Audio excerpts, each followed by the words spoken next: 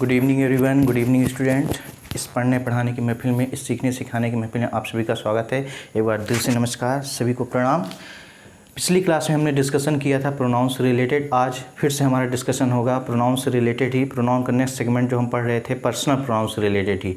तो एक बार फिर से आप सबके सामने मैं विकास सिंह चौहान इंग्लिश के बारे में बात करने आया हूँ। इंग्लिश अपने आप में एक बहुत बड़ा फोबिया जो कि किताबों से शुरू होता है, किताबों में ही उलझता चला जाता है। बच्चे स्टूडेंट्स क्या करते हैं, नियम को सच मान बैठते हैं और उसमें उलझते चले जाते हैं। फिर एक प्रभावशाली अध्यापक आता है, उसको एक मनगढ़ंत कहानी बनाते हुए नियम को बताता है कि यही सच है और स्टूडेंट उसी को मान लेता है। इसी अध्यापक और किताबों के बीच स्टूडेंट उलझता चला जाता है।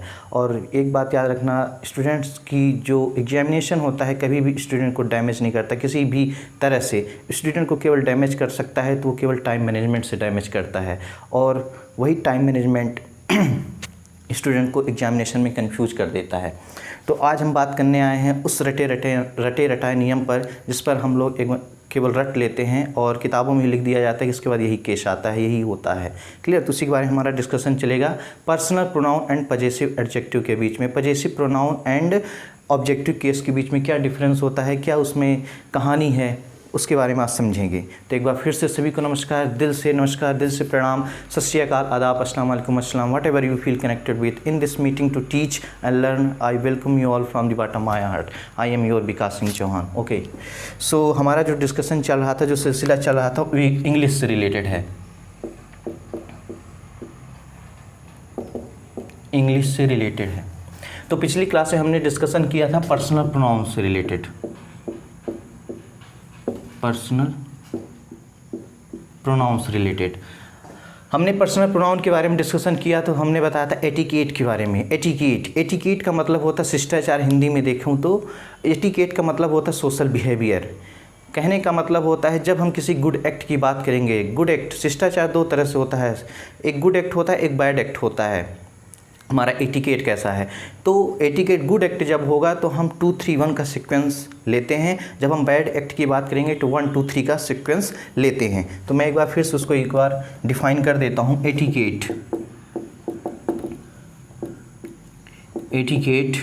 एटिकेट का मतलब होता है शिष्टाचार, जिसका मतलब होता है सोशल बिहेवियर।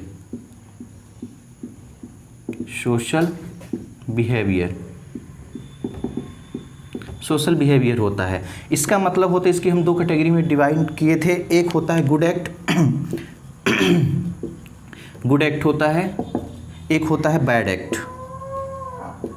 एक्ट होता है। गुड एक्ट की बात होती है तो हम सीक्वेंस लेते हैं 2 3 1 का, और बैड एक्ट की बात करते हैं तो 1 2 3 का सीक्वेंस लेते हैं। इसका मतलब हुआ second person, third person, first person. इसका मतलब हुआ first person, second person, third person. तो यहाँ पर देख रहे हैं कि यहाँ पर जो 2 3 का सीक्वेंस है, 2 3 का सीक्वेंस है, उसमें कोई भी चेंजेस नहीं है। चेंजेस केवल 1 में हुआ है। कहने का मतलब होता है 2 3 में कोई चेंजेस नहीं हुआ है। 2 के बाद 3, 2 के बाद 3, केवल 1 में चेंजेस हुआ है। एक बार 1 बाद में आया है, एक बार 1 पहले आया है। तो गुड एक्ट में 1 पीछे जाएगा और बैड एक्ट में 1 पहले आएगा। यदि हम इसी को यदि अपने आप को पहले बताएंगे गुड एक्ट में, तो वो कहने का मतलब होता है ईगो को दिखाता है, ईगो को। और जब कभी भी बैड एक्ट होगी और इसको पहले लाएंगे, थर्ड वाले को पहले फिर सेकंड वाले को बताएंगे, तो इसका मतलब होता है आप ब्लेम लगा रहे हैं उसके ऊपर। क्लियर? तो ये होता है कि हम किसी को ब्लेम या ईगो नहीं दिखाना चाहते हैं। शिष्टाचार के अकॉर्डिंग, एटिकेट के अकॉर्डिंग क्या होता है, हम इस सीक्वेंस को फॉलो करते हैं। एक मैं एग्जांपल लूँगा, उसे प्यार से ऑब्जर्व करिएगा।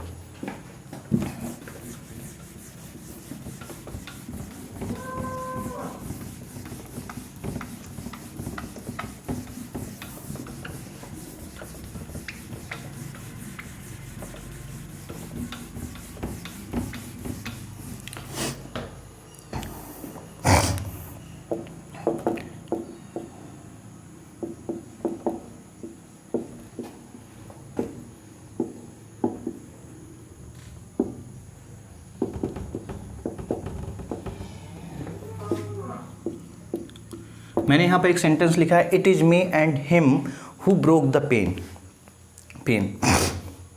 तो इस सेंटेंस के ध्यान से ऑब्जर्व करते हैं तो यहाँ पर हमें समझ में आता है कि इट इज़ मी, हमने बताया था कभी भी इट के बाद हमेशा सिंगुलर हेल्पिंग वर्ब आती है और इसके बाद हमेशा सब्जेक्टिव केस आता है। इसके बाद हमेशा कैसा केस आता है?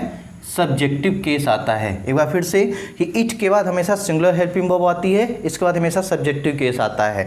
इट कभी भी as a subjective case use नहीं होता है। क्लियर? तो हम यहाँ पर देखते हैं, यहाँ पर इट इज मी लिखा है तो मी यहाँ पर नहीं होगा क्योंकि ये ऑब्जेक्टिव केस में लिखा हुआ है, तो इसको हम क्या कर देंगे, मी को आई में चेंज करेंगे। इट इज आई। अब एंड हिम भी नहीं होगा क्योंकि इसके अकॉर्डिंग तो ये भी चेंज होगा, तो ये हो जाएगा it is I and he who broke the pen. यहाँ तो हमारी समस्या समाप्त हो गई, किससे रिलेटेड? सब्जेक्टिव केस से रिलेटेड। अब हमारी बात आती है पर्सनल प्रोनाउन एटिकेट को लेकर कि यहाँ पर दो सब्जेक्ट यूज हुए हैं, दो पर्सनल प्रोनाउन यूज हुए हैं, तो इसका सीक्वेंस कैसा होगा? इसका सीक्वेंस देखने के लिए क्या करेंगे कि हम इस सेंटेंस को समझेंगे कि आखिर ये बैड एक्ट की बात कर रहा है कि गुड एक्ट की बात कर रहा है। तो it is I and he who broke the pen.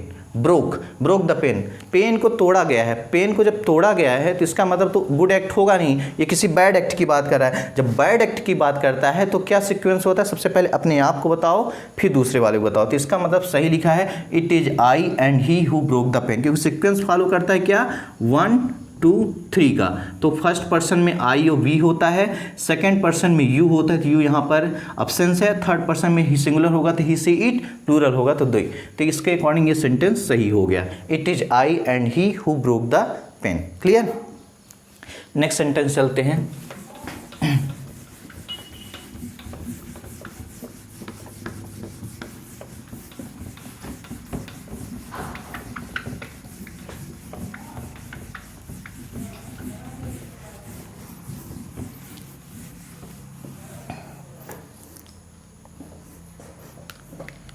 दूसरा सेंटेंस है Shekhar insulted you me and him. इस सेंटेंस को देख के है Shekhar insulted you me and him. इस सेंटेंस को ध्यान से देखते हैं तो लिखा है यहाँ पर एक पर्सनल प्रोनाउन यहाँ भी है, एक यहाँ भी है और एक यहाँ भी है। क्लियर? तो यहाँ पर देखते हैं Shekhar insulted you me and him. तो ये देखा जाए तो यहाँ पर एक क्या है, शेखर यहाँ पर सब्जेक्टिव केस है, ये वर्ब है और वर्ब के बाद हमेशा ऑब्जेक्टिव केस आता है। तो यहाँ पर यू का यू ही होता है, अपने आप में सही है। आई का मी होता है, ये भी अपने आप में सही है। ही का होता है हिम, अपने आप में सही है। तो यहाँ से देखा जाए तो ऑब्जेक्टिव केस तो सही लिखा है, लेकिन सीक्वेंस फॉलो करवाना है कि इसका सीक्वेंस क्या सही है। इंसल्टेड वर्ड की बात किया जाए, इस इंसल्टेड वर्ड की बात की जाए तो नेगेटिव रिप्रेजेंटेशन दे रहा है, नेगेटिव की बात कर रहा है। तो यहाँ पर क्या हो जाएगा, नेगेटिव जब बात करेगा तो बैड एक्ट की बात होता है। इसमें सबसे पहले 1 आता है, फिर 2 आता है, फिर 3 आता है, सीक्वेंस फॉलो होता है। क्लियर? तो इसका मतलब ये हुआ कि शेखर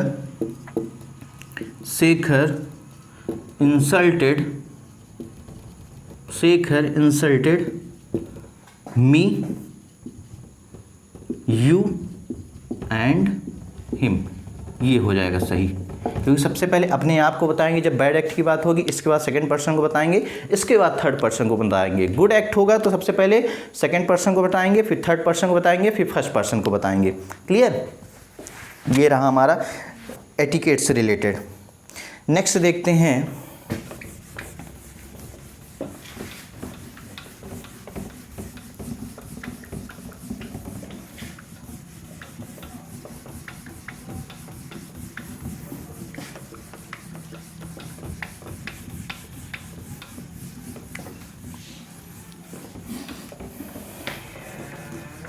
ओके। तो नेक्स्ट सेंटेंस हमारे पास है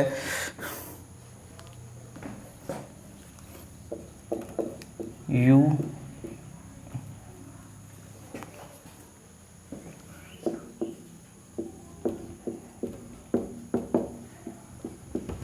सी I have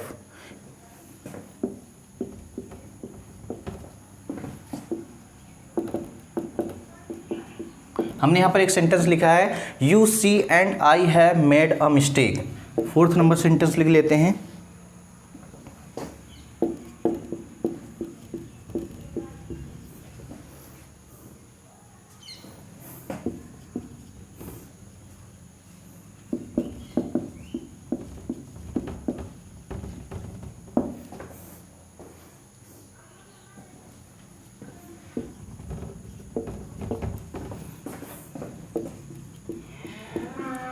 are there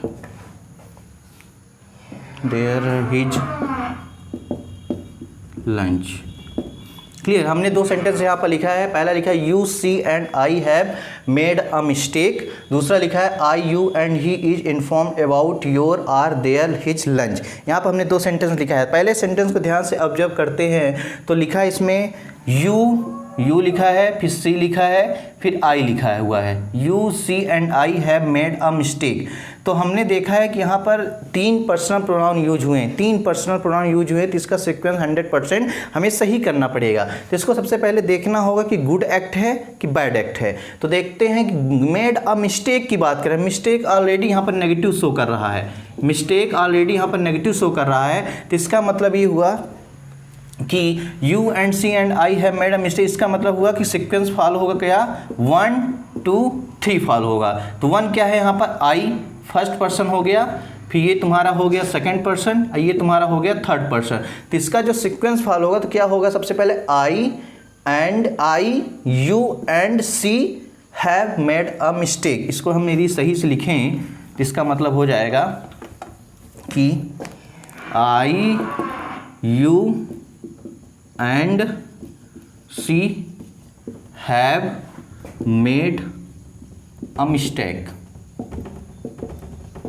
Okay, just wait for a moment.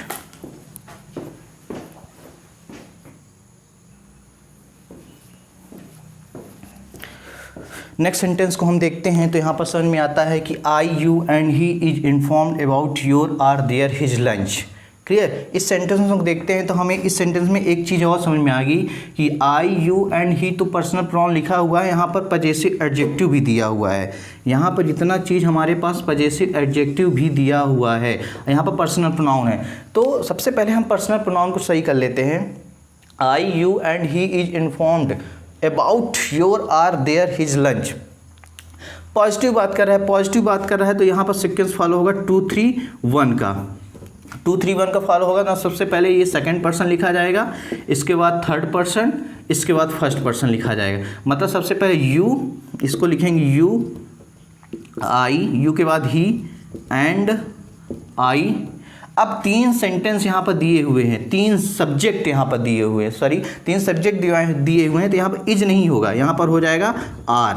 Clear. आई के अकॉर्डिंग एम नहीं लगाना है, ये तीनों के अकॉर्डिंग, ये प्लूरल है तो आर लग जाएगा। Are informed about. अब यहाँ पर हमारे पास 4 एडजेक्टिव केस दिए हुए हैं, पजेसिव एडजेक्टिव दिए हुए हैं। अब इसको कैसे सीक्वेंस चेंज करना है तो इसके लिए मैं एक ट्रिक बता देता हूँ कि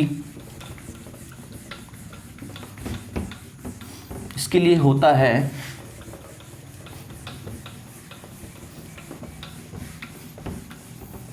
कि जब कभी भी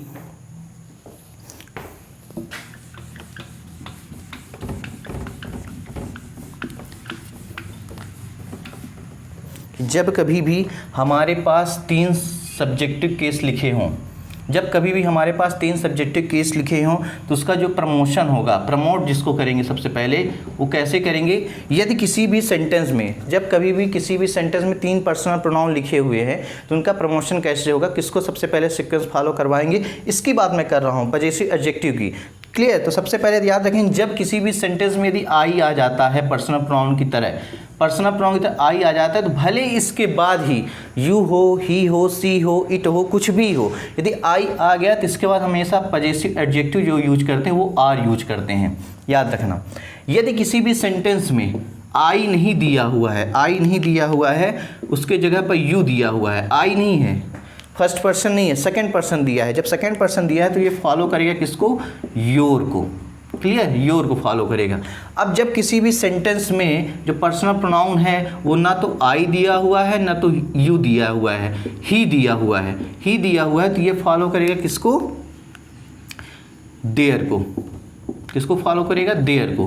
क्लियर। देयर को फॉलो करेगा। ही सी इट कुछ भी दिया है तो देयर को फॉलो करेगा, यदि ये दे दिया है तो। क्लियर। इस तरह से फॉलो होता है। ही सी इट दे, कुछ भी आता है तो ये फॉलो करेगा देयर को। एक बार फिर से मैं इसको रिकैपिचुलेट कर देता हूँ कि हमने यहाँ पर पर्सनल प्रोनाउन तो पढ़ लिया कैसे सीक्वेंस फॉलो करता है। यदि हम बात करेंगे पजेसिव एडजेक्टिव केस की, तो क्या होता है, प्रमोशन जो होता है, यदि किसी भी सेंटेंस में आई आ गया पर्सनल प्रोनाउन की तरह तो आर होगा, क्लियर। और यदि यू आता है तो योर हो जाएगा, आई भले ना हो, क्लियर। यदि आई यू नहीं है, ही सी इट दे है तो देयर हो जाएगा। यदि सपोज दैट ये दोनों तीनों हैं, आई भी है, यू भी है, ही सी इट दे कोई भी है, क्लियर, तो हम फॉलो करेंगे किसको, आर को, क्योंकि आई हमारे पास प्रेजेंट है, क्लियर। इस अकॉर्डिंग हम देखेंगे इस सेंटेंस को, I you and he is informed, तो यहाँ पर इज तो आर में कन्वर्ट हो गया, इन्फॉर्म्ड अबाउट, योर नहीं होगा क्योंकि हमारे पास आई ऑलरेडी है, आर यहाँ पर हो जाएगा आंसर, अबाउट और लंच, ये अपना आंसर हो जाएगा, clear. Come to the next.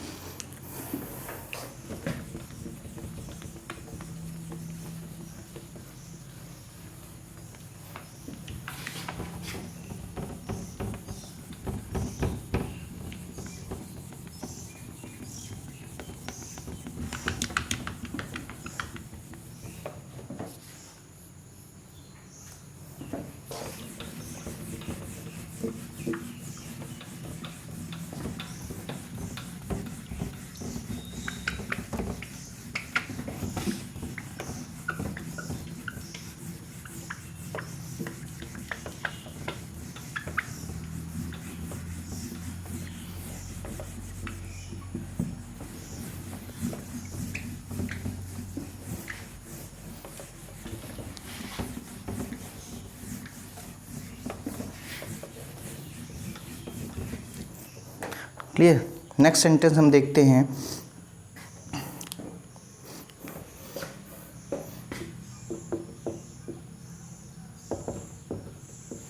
Next sentence हमारा है you and he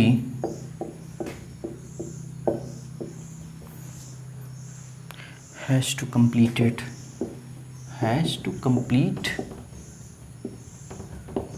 has to complete his your or work। Next sentence है मीनू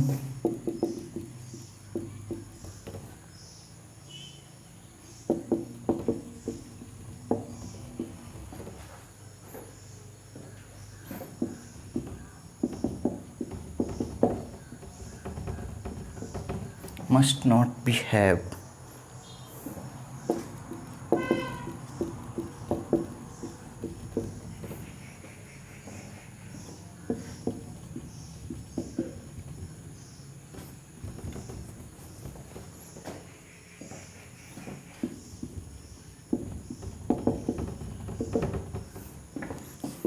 हमने यहाँ पर दो सेंटेंसेस लिखे हैं। पहला सेंटेंस लिखा है you and he has to complete his your or work, clear. तो सबसे पहले हम देखते हैं यू एंड ही दिया हुआ मतलब पर्सनल प्रोनाउन से रिलेटेड है, इसको सीक्वेंस फॉलो करवाना पड़ेगा। You and he has to complete, यहाँ पर पॉजिटिव की बात करी, काम कंप्लीट करने की बात कर रहा है, तो इसमें जब पॉजिटिव की बात होती, पॉजिटिव में सबसे पहले सीक्वेंस फॉलो होगा 2 3 1 का सीक्वेंस फॉलो होगा। तो 2 3 1 के अकॉर्डिंग हम देख रहे हैं कि ये सेकंड पर्सन है, इसके बाद ये थर्ड पर्सन आया है, इसमें कोई दिक्कत नहीं है। Has to complete, has to complete यहाँ पर दिया है तो यू एंड ही हो गया, तो हैज़ टू तो लगेगा नहीं, हैव टू हो जाएगा, प्लूरल है तो हैव टू, हैज़ टू नहीं होगा, हैव टू होगा, clear. You and he have to complete. अब यहाँ पर हमने बताया था कि प्रमोशन की जब बात करते हैं तो यदि किसी भी सेंटेंस में आई आ गया पर्सनल प्रोनाउन की तरह तो आर होगा, यू आ गया तो योर होगा, भले ही इसके बाद देयर लिखा हो, आर लिखा हो, कुछ भी लिखा हो, उससे मतलब नहीं है, क्लियर। तो यहाँ पर आर से तो कोई मतलब नहीं क्योंकि आई नहीं है, तो योर यहाँ पर आंसर हो जाएगा। इसका आंसर हो जाएगा you and he have to complete your work, his भी नहीं होगा, क्लियर। नेक्स्ट देखते हैं Meenu I and you must not behave in your her their class in this way, clear. तो Meenu and I and you must not behave, इस तरह behave नहीं करना चाहिए था, इसका मतलब वो कहीं ना कहीं गलत व्यवहार किया होगा, गलत बिहेव किया होगा, तो इसका मतलब वो नेगेटिव है। जब नेगेटिव है तो सीक्वेंस फॉलो होगा कौन सा, 1 2 3 का सीक्वेंस फॉलो होगा। 1 2 3 का सीक्वेंस फॉलो होगा। सबसे पहले मीनू है, ये हमारा थर्ड पर्सन है, आई यहाँ पर फर्स्ट पर्सन है और यू यहाँ पर सेकंड पर्सन। इसको सही से लिख लेते हैं। सबसे पहले फर्स्ट आई, इसके बाद होगा second you and Meenu. Meenu must not behave इन। अब इसके बाद देखते हैं कि यहाँ पर योर लिखा है, हर लिखा है, देयर लिखा है, क्लास लिखा है, सॉरी इतना 3 पजेसिव एडजेक्टिव केस यहाँ पर यूज हुए हैं। तो यदि आई आता है तो बिना सोचे समझे क्या लगा देंगे, आर लगा देंगे। क्लियर। यदि अब यहाँ पर आई आ गया लेकिन यहाँ पर आर कहीं भी नहीं लिखा है तो इसका मतलब ये तीनों यहाँ पर नहीं फॉलो होंगे, तीनों नहीं फॉलो होंगे। हमको अपने से लगाना पड़ेगा यहाँ पर क्या, our class in this way, in this way. ये हमारा आंसर हो जाएगा। क्या हो जाएगा, I you and Meenu must not behave in our class in this way. SSC के एग्जामिनेशन में क्या करता है कि वो पार्ट में डिवाइड कर देता है, किस पार्ट में एरर है, किस ABCD में डिवाइड कर देता है। तो यहाँ पर लिख देगा योर क्लास इन दिस वे, तो आपको बताना पड़ेगा यहाँ पर एरर है, तो इसको सही करना होगा तो आर हो जाएगा। क्लियर। नेक्स्ट पर्सनल प्रोनाउन से लास्ट क्वेश्चन आज देखेंगे। इसके बाद कन्फ्यूजन में चलेंगे कि जो रटा रटाया नियम है, स्टूडेंट जिस पे कंफ्यूज होता है।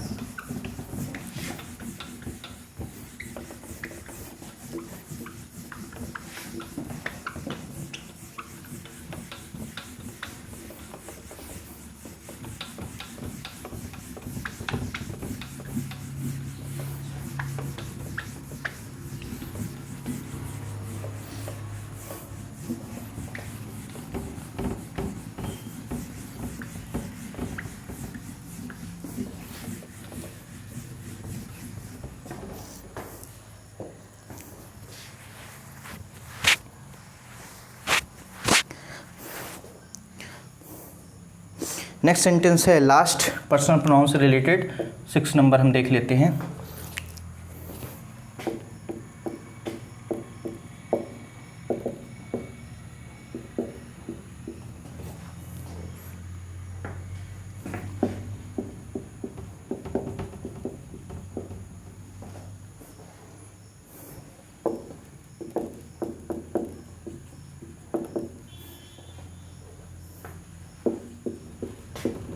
हमने यहाँ पर एक सेंटेंस लिखा है कि you and his brother have taken his there are car.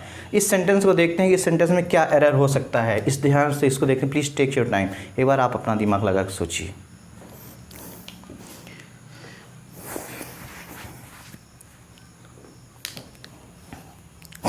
इस सेंटेंस को ध्यान से देखते हैं, यू एंड हिज ब्रदर। यहाँ पर देखते हैं पर्सनल प्रोनाउन से रिलेटेड, यहाँ पर यू है और यहाँ पर हिज ब्रदर है, दो हमारे पास सब्जेक्ट के तौर पर दिए गए हैं। क्लियर। तो हम देखते हैं you and his brother have taken his her car.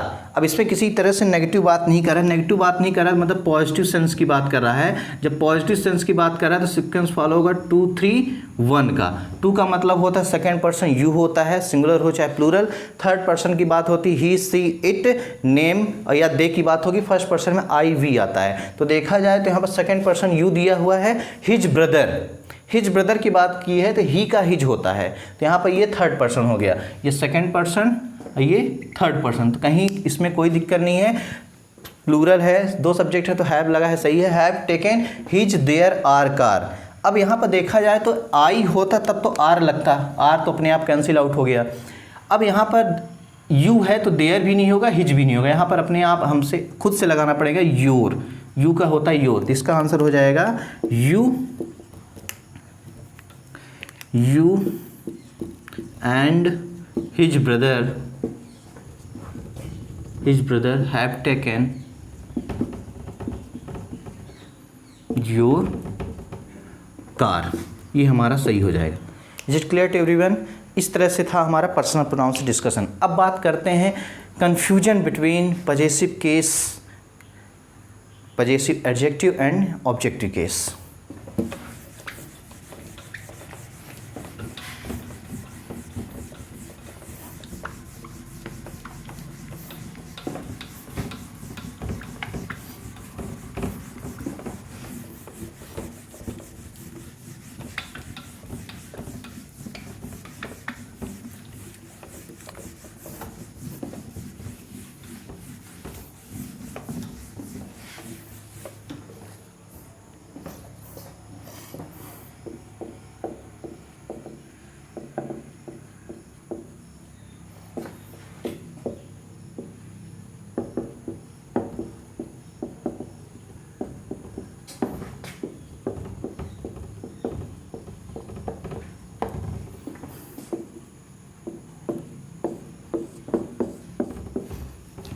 Confusion of possessive adjective and objective case. Possessive case से रिलेटेड डिस्कशन होगा। अब मैं कुछ सेंटेंस लिखता हूँ, आज उस सेंटेंस को ऑब्जर्व करिएगा प्यार से, क्योंकि प्यार ज़िंदगी बदल देता है और एग्जामिनेशन माइंड को चेंज कर देता है, कन्फ्यूज कर देता है।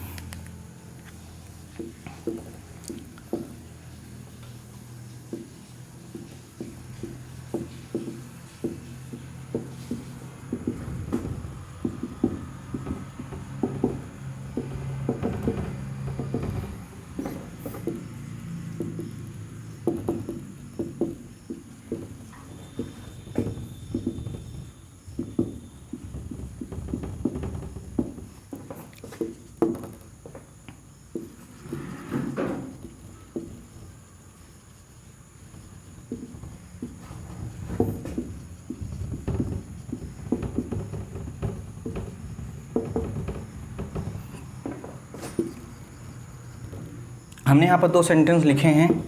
सबसे पहला लिखा है his father did not like him his going to the late night parties. दूसरा सेंटेंस लिखा है Reena appreciated me my joining the club. इसमें हमने दो सेंटेंस, दो जगह हमने ऑब्लिक लगाया है, एक यहाँ पर हिम हिज पर लगाया है, यहाँ पर मी एम माई पर लगाया है। हमने पिछली क्लास में डिस्कशन किया था पजेसिव केस के बारे में कि हम किसी भी नाउन को तीन तरह से पहचानते हैं। नाउन की तीन कैटेगरी हमने नाउन क्लास में डिवाइड की थी। सबसे पहला हमने बताया था विजुअल ओनली। विजुअल में जो हम स्कूल लेवल में डेफिनेशन पढ़ते आए हैं कि noun is the name of person place और थिंग, उसके बारे में होता है वो विजुअल होता है। फिर दूसरा हमने बताया था फेल्ट ओनली। फेल्ट ओनली हमने चार वर्ड दिए थे, F A Q S. F से फीलिंग, क्यू से क्वालिटी, ए से एक्शन, एस से स्टेट होता है, इससे पहचानते हैं। तीसरा हमने बताया था यूनिट। यूनिट के बारे में एक बार फिर से बता देता हूँ कि नाउन में हमने तीन कैटेगरी डिवाइड की थी। सबसे पहला विजुअल ओनली, फिर हमने एफ ए क्यू एस उसको बताया था फेल्ट ओनली में, तीसरा बताया था यूनिट। और नाउन को पहचानने के लिए हमने तीन क्वेश्चन वर्ड बताए थे, व्हाट, हु, हुम। यदि इससे क्वेश्चन वर्ड से आंसर आता है तो इसका मतलब वो नाउन है, यदि नहीं आता है तो वो नाउन नहीं होगा। यदि हाउ से आंसर आता है, वेयर से आता है, वाई से आता है, व्हेन से आता है, तो इसका मतलब वो नाउन नहीं होगा, वो या तो एडवर्बियल फ्रेज होगा या तो एडजेक्टिव फ्रेज होगा। क्लियर? तो उस टाइप से पहचानते हैं। तो मैं इस सेंटेंस को ध्यान से पहले पढ़ता हूँ कि his father did not like him his going to the late night parties. तो यहाँ पर लिखा है his father did not like what. What, जब व्हाट से आंसर यहाँ पर दे रहा है व्हाट, यहाँ पर ये गोइंग को बोल रहा है व्हाट, व्हाट बोल रहा है, तो इसका मतलब ये नाउन हुआ। ये क्या हुआ? अपना नाउन हुआ। His father did not like what, what से आंसर दिया मतलब नाउन। जब ये नाउन हुआ अपना तो इसके पहले क्या आना चाहिए? पजेसिव केस, पजेसिव एडजेक्टिव आना चाहिए। एडजेक्टिव की बात की जाए तो यहाँ पर हिम नहीं होगा, हिज होगा। क्लियर? वो कैसे होगा उसके बारे में हम डिस्कशन करेंगे। क्लियर? नेक्स्ट लिखा है Reena appreciated what. Reena appreciated me my joining the club. Reena appreciated what, what से आंसर दे रहा है, इसका मतलब ये क्या हुआ? अपना नाउन हुआ। और नाउन के पहले क्या आता है? पजेसिव केस आता है, तो मतलब यहाँ पर माई आंसर होगा, मी नहीं होगा। क्लियर? मी क्योंकि ऑब्जेक्टिव केस है, ये नहीं होगा। रीना अप्रिसिएटेड व्हाट, व्हाट से आंसर दिया, मतलब ये क्या हुआ? हमारा ये हुआ नाउन हुआ। नाउन के पहले पजेसिव केस आता है, पजेसिव एडजेक्टिव आता है। क्लियर? इससे रिलेटेड तो यहाँ पर हम देख रहे हैं कि यहाँ पर गोइंग में क्या हुआ? वर्ब के फर्स्ट फॉर्म के साथ आईएनजी लग गया। वर्ब के फर्स्ट फॉर्म के साथ आईएनजी लग गया है, तो इसका मतलब क्या हुआ? ये काम कर रहा है यदि व्हाट का, कभी कभार कब काम करता है व्हाट का। जब व्हाट का आंसर देता है तो इसका मतलब क्या हो जाएगा? ये नाउन हो जाएगा। और नाउन हो जाएगा, नाउन के पहले क्या आता है? हमेशा पजेसिव केस आता है, पजेसिव केस आता है। एक बार फिर से बता रहा हूँ कि यदि वर्ब के फर्स्ट फॉर्म के साथ यदि आईएनजी लग जाता है, ये यदि व्हाट का आंसर देता है, व्हाट का आंसर देता है, तो ये इसका मतलब ये हुआ नाउन। और नाउन को हमेशा क्वालिफाई कौन करता है? एडजेक्टिव। तो एडजेक्टिव क्वालिफाई करेगा, यहाँ पर पजेसिव केस लगेगा। क्लियर? और जब कभी भी ये व्हाट का आंसर नहीं देगा, हाउ का देगा, व्हेन का देगा, वेयर का देगा, तो ये तुम्हारा क्या हो जाएगा? एडजेक्टिव होगा या तो एडवर्ब होगा। क्लियर? तब वहाँ पर हम पजेसिव केस का यूज नहीं करेंगे, वहाँ पर हम पजेसिव प्रोनाउन का यूज करेंगे। क्लियर? चलो थोड़ा सा इसको अच्छे से बता देते हैं।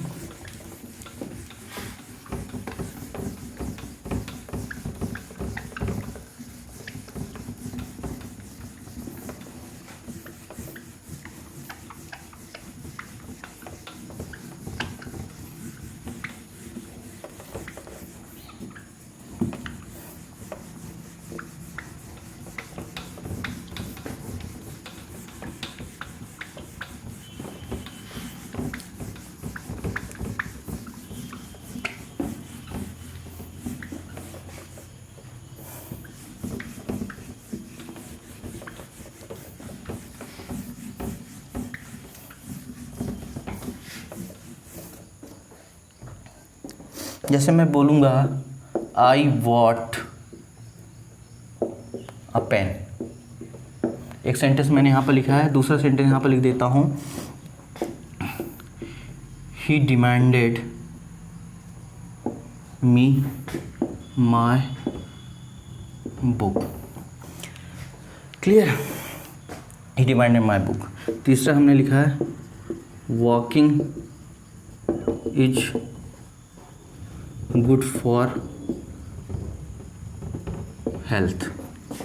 नेक्स्ट सेंटेंस है आई लाइक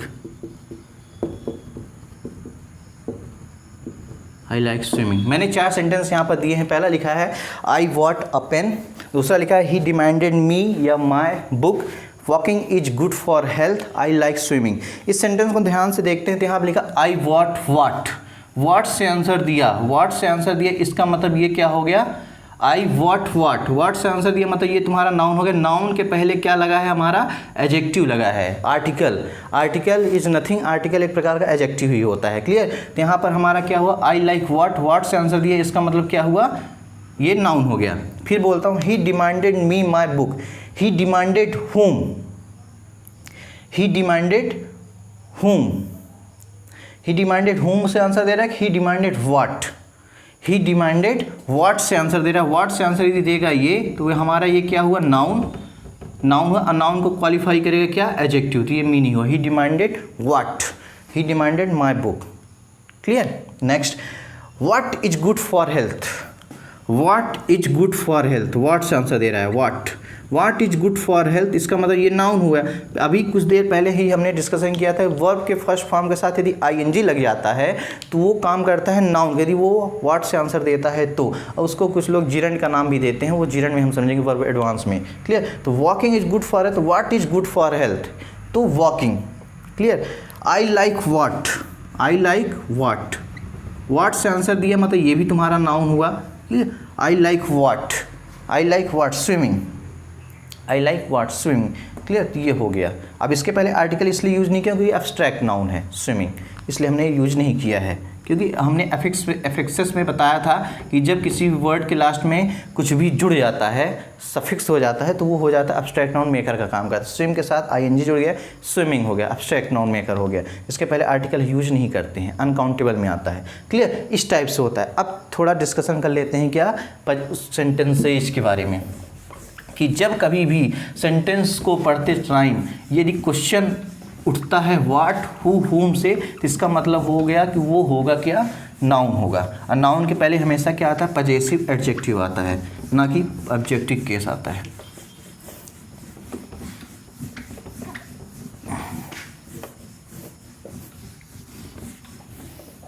कुछ सेंटेंस यहाँ पर हम लिख रहे हैं।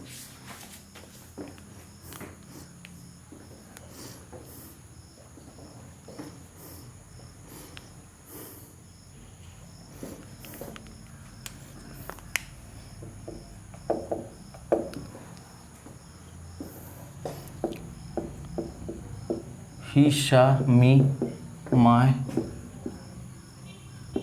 washing the dish। दूसरा लिख देता हूँ he, इसी पैरेलल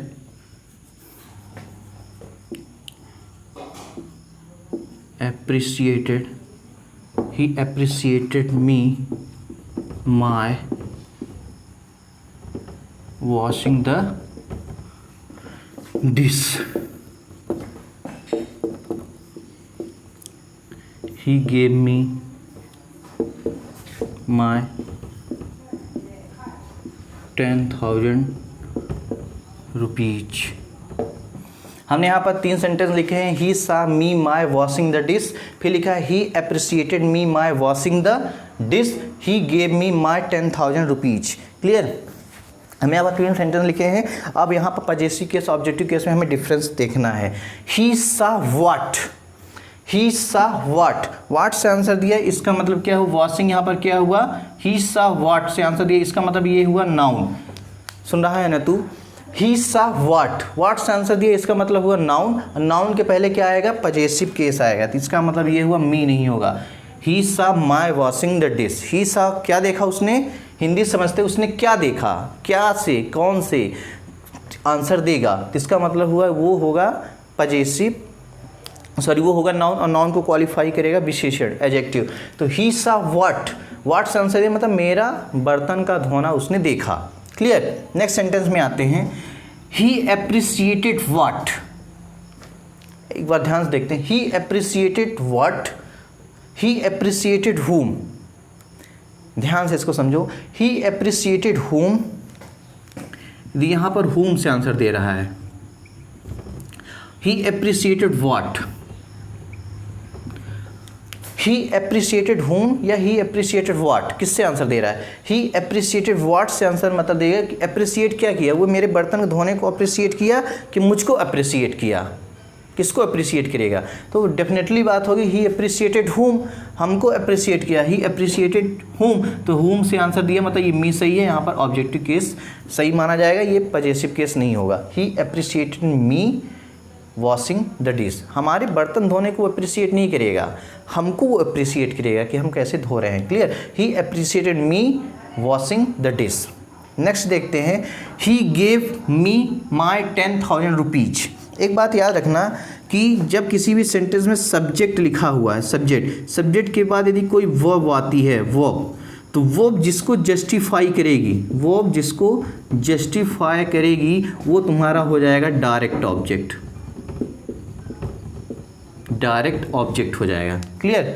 डायरेक्ट ऑब्जेक्ट हो जाएगा। और जिसको जस्टिफाई नहीं करती है, जिसको लोग अदर वर्ड बोलते हैं, अदर वर्ड नाम की कोई चीज़ होती नहीं है, लेकिन उसको बोला जाता है क्या? इनडायरेक्ट ऑब्जेक्ट, इनडायरेक्ट ऑब्जेक्ट बोला जाता है। एक बार फिर से कि सब्जेक्ट के बाद जो वर्ब लिखी होती है, मेन वर्ब की बात मैं कर रहा हूँ, मेन वर्ब की बात कर रहा हूँ कि मेन वर्ब जिसको जस्टिफाई करती है वो होता है direct object. Clear. Direct object. और जो इनडायरेक्ट में लिखा है उसकी कोई बात नहीं है कि ठीक है, एडिशनल इन्फॉर्मेशन बताता है। तो ही एप्रिसिएटेड, एप्रिसिएट किसको किया गया है? मुझे किया गया है। तो वर्ब किसको जस्टिफाई कर रही है? मुझे। क्लियर। तो इसलिए यहाँ पर मी होगा। यहाँ पर देखते हैं, ही gave me my 10,000 rupees. He gave what, he gave what, 10,000 rupees दिया। अब मैं इसको छुपा लूँ, ही गेव मी, उसने किसको दिया? मुझे दिया। तो यहाँ पर क्या हो जाएगा? मी अपना सही है, ये गलत हो जाएगा। ही गेव मी, यहाँ पर ये क्या हो जाएगा? डायरेक्ट ऑब्जेक्ट हो जाएगा, डायरेक्ट ऑब्जेक्ट, ये हो जाएगा इनडायरेक्ट ऑब्जेक्ट। क्लियर। ये आंसर दे रहा है किससे? whom से आंसर दे रहा है। और ये आंसर दे रहा है क्या? ही gave me how, he gave me how, कितना। तो हाउ से आंसर दिया, इसका मतलब ये क्या हुआ? या तो एडजेक्टिव होगा, एडजेक्टिव होगा, या तो एडवर्ब होगा। क्लियर। या तो एडजेक्टिव होगा या तो एडवर्ब होगा, एडजेक्टिव फ्रेज है। क्लियर। यहाँ समझ में आया कि जब कभी भी हम किसी सेंटेंस को पढ़ रहे हैं, यदि उसका क्वेश्चन उठता है व्हाट, हु, whom से, इसका मतलब हुआ वो नाउन होगा, और नाउन के पहले हमेशा पजेसिव केस आता है। और जब वो आंसर देगा how, when, where, why, clear, तो उसका आंसर वो होगा या तो एडजेक्टिव फ्रेज होगा या तो एडवर्बियल फ्रेज होगा। Is it clear. जो वर्ब को जस्टिफाई करता है वही डायरेक्ट ऑब्जेक्ट होता है, और जो वर्ब को जस्टिफाई नहीं करता है, इनडायरेक्ट रूप से करता है, उसे इनडायरेक्ट ऑब्जेक्ट कहते हैं। Is it clear to everyone? Okay, next sentence में चलते हैं।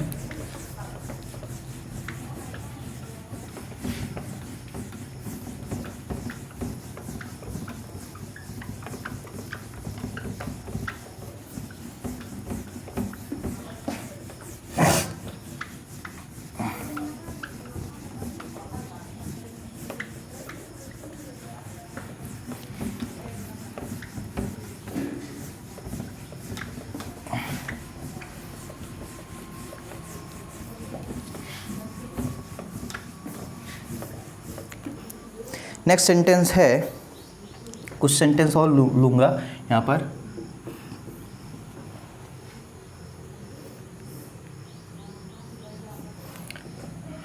शाहिल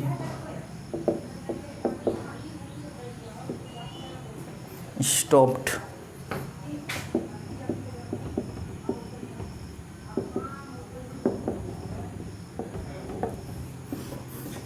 इसी के parallel Vikas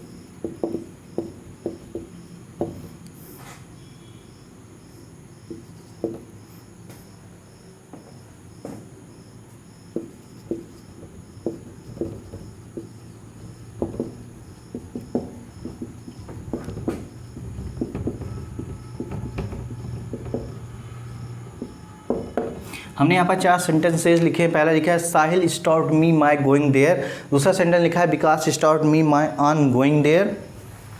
Seema liked me my drawing the picture. And next sentence लिखा है last Rekha did not like me my crime. इस सेंटेंस को हम फिर से वही बता रहे हैं कि यदि हम उस सेंटेंस को पढ़ते हैं, क्वेश्चन वर्ड स्टार्ट होता है व्हाट, हु, हुम से, इट मीन्स वो नाउन होगा। Clear. Sahil stopped what, Sahil stopped what, Sahil stopped what से आंसर दे रहा है, मतलब ये गोइंग क्या है अपना, गोइंग क्या है अपना, नाउन है। और नाउन के पहले क्या हो जाएगा, पजेसिव केस यूज होगा, माई मी नहीं होगा। Sahil stopped my going there. Clear. Next, Vikas stopped me my on going there. Vikas stopped whom या व्हाट, व्हाट नहीं, विकास स्टॉप्ड होम, होम से आंसर दे रहा है, मतलब ये क्या होगा, किसको रोका, किसको रोका, तो मुझे रोका। ये ऑन गोइंग देयर क्या है यहाँ पर, एडवर्बियल फ्रेज है, एडवर्बियल फ्रेज है, क्योंकि ये आंसर दे रहा है हाउ, कैसे रोका, जब मैं जा रहा था, ऑन गोइंग देयर। क्लियर। इसका मतलब हो गया विकास स्टॉप्ड होम, मी हो जाएगा, Vikas stopped how on going there. Clear. What से आंसर देगा, इसका मतलब है कि वो नाउन होगा। विकास स्टॉप्ड व्हाट नहीं आएगा, ऑन यहाँ पर लगा है, व्हाट कहाँ से आया हो जाएगा। क्लियर। तो इसका मतलब हो जाएगा होम, यहाँ पर मी सही है, माय नहीं होगा। नेक्स्ट देखते हैं Seema liked what. Seema liked what का आंसर दे रहा है व्हाट, व्हाट का आंसर दे रहा है, इसका मतलब ये नाउन हुआ, और नाउन के पहले क्या यूज होता है, पजेसिव केस, ये मी नहीं होगा। क्लियर, मी नहीं होगा। सीमा लाइक्ड व्हाट, व्हाट से आंसर दिया, मतलब क्या हो जाएगा, मेरा ड्राइंग, उसको पिक्चर को ड्राइंग करना उसको पसंद है। अब यही सेंटेंस सीधे पहले देखते हैं, Rekha did not like me my crime. Rekha did not like whom, whom से आंसर दे रहा है, और हाउ का आंसर ये दे रहा है, हाउ, हाउ का दे रहा है, या तो ये एडजेक्टिव होगा या तो एडवर्ब होगा। देखा जाए तो क्राई के साथ आईएनजी जुड़ गया तो ये तो होना चाहिए, कायदे से नाउन होना चाहिए, लेकिन आंसर दे रहा है कैसे, हाउ से आंसर दे, इसलिए एडजेक्टिव फ्रेज होगा या तो एडवर्ब फ्रेज होगा, नाउन नहीं होगा, क्योंकि डिपेंड करता है उसका यूज कैसे हुआ है। Clear, clear. फंक्शनल ग्रामर में कोई वर्ड देखने में चाहे कुछ भी हो, डिपेंड करता है उसका यूज कैसे हुआ है। क्लियर, उससे ही बोलते हैं फंक्शनल। फंक्शन का मतलब होता है यूसेज। तो रेखा डिड नॉट लाइक होम, किसको पसंद नहीं करती, तो मुझे, होम, और यहाँ पर माय नहीं होगा, मी होगा, मी क्राइंग, क्राइंग हाउ, कैसे, रोना। 2 सेंटेंस और आपके नाम लिखूंगा, ध्यान से देखिएगा उसको।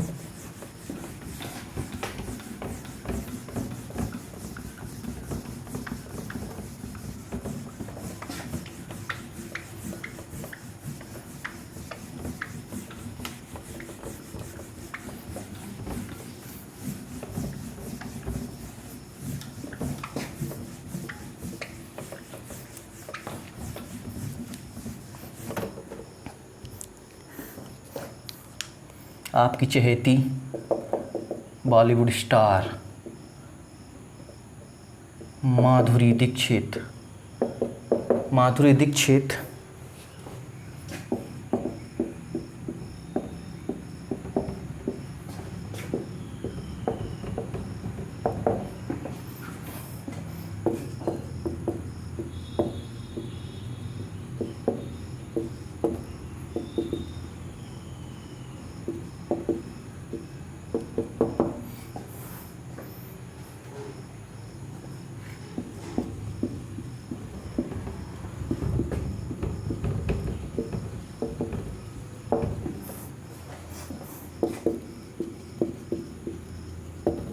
यहाँ पर हमने 2 सेंटेंस लिखे हैं। सबसे पहला सेंटेंस लिखा है Madhuri Dixit found me my writing on the paper, Madhuri Dixit found me my crossing the road. अब उसी टाइप से फिर से बनाएंगे, Madhuri Dixit found what, what से आंसर दिया, इसका मतलब क्या हुआ, राइटिंग। व्हाट से आंसर दिया, इसका मतलब क्या हुआ, ये नाउन हुआ। और नाउन हुआ, नाउन के पहले क्या आना चाहिए, पजेसिव एडजेक्टिव आना चाहिए, पजेसिव केस में पजेसिव एडजेक्टिव आना चाहिए, तो ये हमारे पास मी नहीं होगा। माधुरी दीक्षित फाउंड व्हाट, क्या देखा, क्या फाउंड, क्या पाया, मेरा पेपर पर लिखना।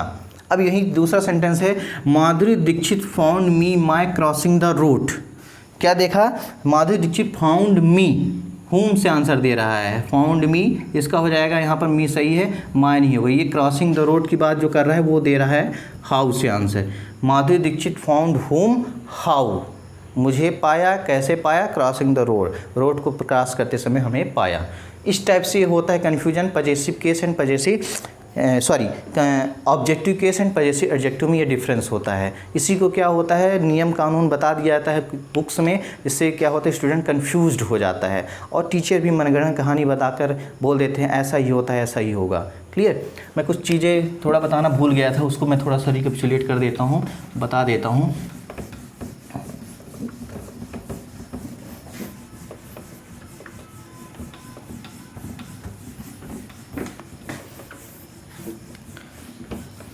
कि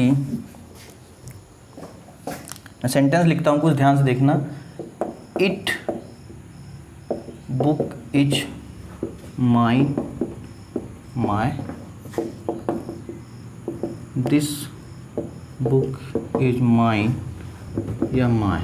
हमने यहाँ पर दो सेंटेंस लिखे हैं। सबसे पहला sentence it book is mine या माई, दिस बुक इज माइन या माई। इस सेंटेंस में क्या करेक्ट इनकरेक्ट है या क्या एरर हो सकता है बताइए। इट के बाद हमने बताया था इट कभी भी सब्जेक्टिव केस की तरह यूज नहीं होता है। इट कभी भी सब्जेक्टिव केस की तरह यूज नहीं होता है। तो इट के बाद ये कहाँ से आ गया, बुक। बुक कहाँ से आया, तो ये बुक नहीं होगा। Clear. It is mine book होगा कि, अब इसको मैं दूसरी तरह से लिख देता हूँ। यदि मान लो इसको हम इधर ट्रांसफ़र करते हैं तो इसको हम इस तरह लिखेंगे it is mine my book. तो देखो सबसे पहले तो मैंने बोला इट बुक इज माइन या माई, तो सबसे पहले हमने देखा इट के बाद कभी भी नाउन आता ही नहीं है। तो जब इट कभी भी सब्जेक्ट की तरह यूज़ नहीं होता, नाउन नहीं आता, तो ये तो हमारा भी ट्रांसफ़र होगा, यहाँ पर होगा। तो यहाँ पर हमने ट्रांसफ़र कर दिया it is mine my book. अब ये सेंटेंस सही है क्या। अब देखते हैं इस सेंटेंस में कि इट इज वाट, वाट से आंसर दिया, वाट से आंसर दिया, तो बुक यहाँ पर क्या हो गया, नाउन, नाउन हो गया। नाउन हो गया तो नाउन के पहले तो माइन नहीं आना चाहिए पजेसिव प्रोनाउन, तो यहाँ पर क्या हो रहा है इट इज माई बुक। अब ये बुक क्या हो गया, बुक क्या है, सब्जेक्टिव केस हो गया। यहाँ पर ये सब्जेक्टिव केस की तरह यूज हुआ है, सब्जेक्टिव केस की तरह यूज हुआ है। क्लियर। अब देखो दिस बुक इज माइन या माई, दिस बुक इज माई नहीं होता, माई के बाद हमेशा नाउन आना चाहिए, माइन हो जाएगा। तो याद रखना इट के बाद कभी भी नाउन नहीं आता है और दिस के बाद नाउन आता है। इट के बाद कभी भी नाउन नहीं आता है, दिस के बाद नाउन आता है। क्लियर। अब एक बहुत ही वेरी इनफॉर्मल होता है जिसको लोग इस तरह बोल देते हैं, कैप्शन में फेसबुक में कोई पोस्ट करेंगे, इंस्टाग्राम में पोस्ट करेंगे तो लिख देते हैं it's me, it's me. Clear. इस तरह से लिख देते हैं, ये पूरी तरह से गलत है। कभी भी इट के बाद क्या होता है, सब्जेक्टिव केस आता है। इट इज आई होगा, इट इज आई। क्लियर। और वेरी इनफॉर्मल है, लोग लिख देते हैं इस तरह से लिखते हैं इट इज मी, या बोल सकते हैं it's me Vikas Chauhan who, फिर कुछ भी सेंटेंस हो, it is me, it's me Vikas Singh Chauhan, ये भी very informal. It is I, it is I Vikas Singh Chauhan. Clear. ये गलत होता है। आज के लिए बस इतना ही। नेक्स्ट लेवल में हम जब पहुंचेंगे, नेक्स्ट क्लास लेंगे प्रोनाउन से, तो हमारा पी से जो पर्सनल प्रोनाउन था, पजेसिव प्रोनाउन था, वो हमने कवर कर लिया है। कोई भी डाउट हो तो आप हमें पोस्ट कर सकते हैं इंस्टाग्राम में, और फेसबुक पेज पर। Clear. English with Vikas Singh page, Facebook page भी बना हुआ है, डेवलपमेंट कोचिंग इंस्टीट्यूट के नाम से पेज बना हुआ है, आप उस पर पोस्ट कर सकते हैं। कमेंट बॉक्स पर भी कोई क्वेश्चन हो तो आप उसको भेज सकते हैं। नेक्स्ट लेवल जो नेक्स्ट हमारी डिस्कशन होगा वो रिलेटिव प्रोनाउन से होगा, रिफ्लेक्सिव प्रोनाउन से होगा। तो आज के लिए बस इतना ही। Good night, take care, bye bye.